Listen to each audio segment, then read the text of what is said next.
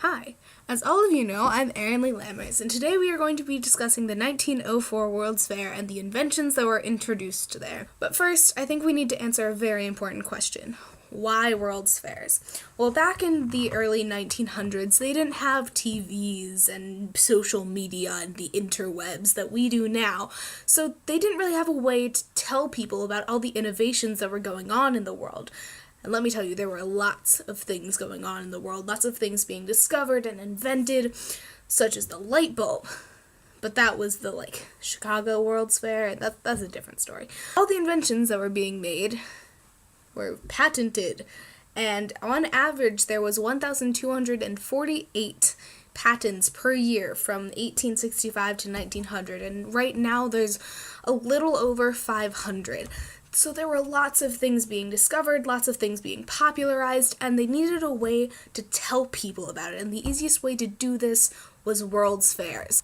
Okay, so now that we have that out of the way, let's discuss the actual 1904 St. Louis World's Fair. So the World's Fair was made to commemorate the 100th anniversary of the Louisiana Purchase. What is the Louisiana Purchase, you might ask? Well, I'm so glad that you did, because I can tell you. The Louisiana Purchase was made in 1803 when Thomas Jefferson bought 828,000 square miles from France that was at this time being controlled by Napoleon Bonaparte. This purchase cost the U.S. $15 million, which equals out to be about 4 cents per acre.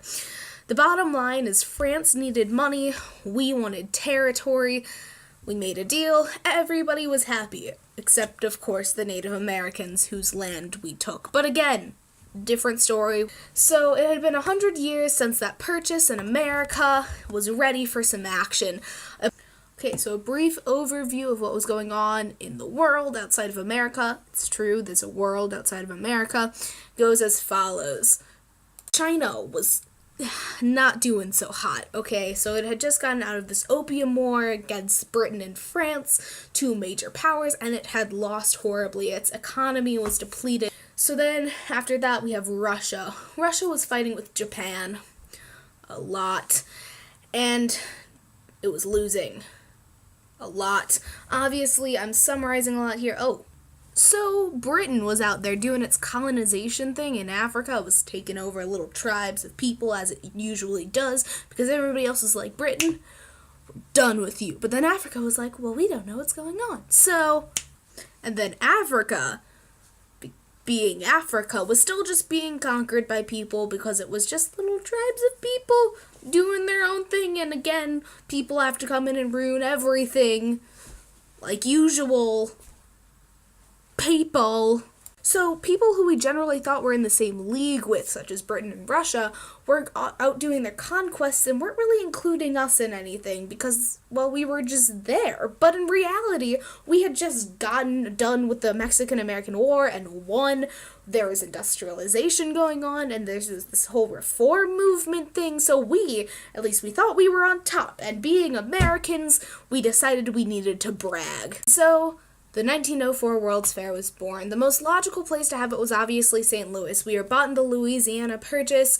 We were the 4th largest city. We were holding the Olympics. Also, there's this thing called the Big Cinch going on. The Big Cinch was kind of the nickname for the unfair alliance between the businesses and the government.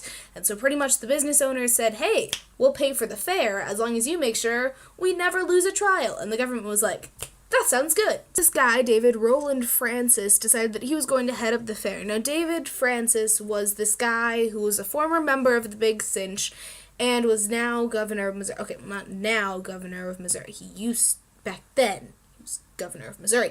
And he decided he was going to head up the fair. So the fair was going to end up costing around $15 million. Now, you're probably wondering why that number sounds familiar. Well, it's because you heard it earlier in this video.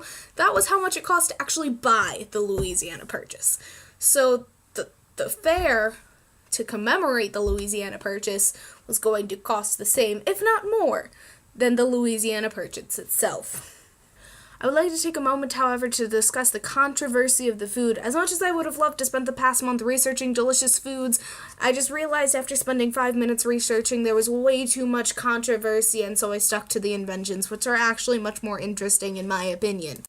I figured we should start with an invention that everybody knows and loves, like the air conditioner. So the air conditioner's idea was invented by Ben Franklin and this other guy named John Hartley, but then the actual thing itself was created, invented, and patented by this guy named Willis Carrier. So this was the first time that anybody had actually been in a room that was air conditioned, like a huge bunch of people.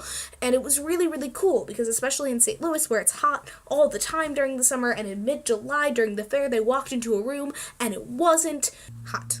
Okay, so up next is something all of you know and love dearly. It's called the electrical outlet, and in my opinion, it's the coolest invention that came from the World's Fair. So pretty much what happened was that they decided that they needed a way to actually just plug in like little things instead of running it through the main power surge like light bulbs. They came up with these electrical outlets, but the problem was that it within one building by itself, it had 4 to 3 different types of voltages and different amounts of voltages going through each outlet, which is crazy and is very dangerous. So they decided to create this committee called the IEC. The importance of this is that this is the first time that scientists realize they need to set standards. So the IEC, which is the International Electrotechnical Commission, which is still running today and still setting standards, set a group of standards that meant that each house today and back in the 1900s all had standards for how much electricity went through their house at one time. How many outlets you're allowed to have per square footage of your building is because of the IEC, which is awesome, and that's why I find the electrical outlet the coolest of the inventions. So next on our list is the X-ray, which is invented by these two guys, a high school director named H.J. Hoffman and a hospital director who's very German and has a very German name that I will now say, Lambertus Theodorus van Cleef. Yeah. So it was invented by these guys, and it used to use 1,500 times the radiation. And somehow people thought it was the cure for cancer. So X-rays were very important. Another thing, it took an hour and a half to X-ray a hand. And nowadays, it would take 30 seconds to X-ray this hand.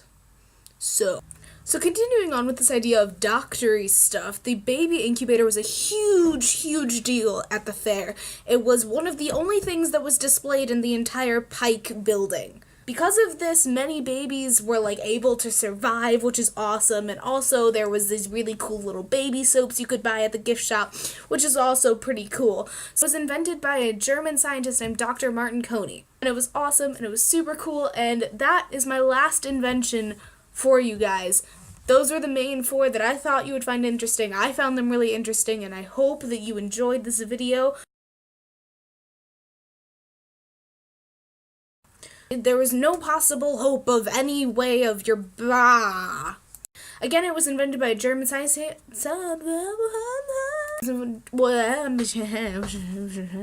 And it was invented by Dr. Martin Coney.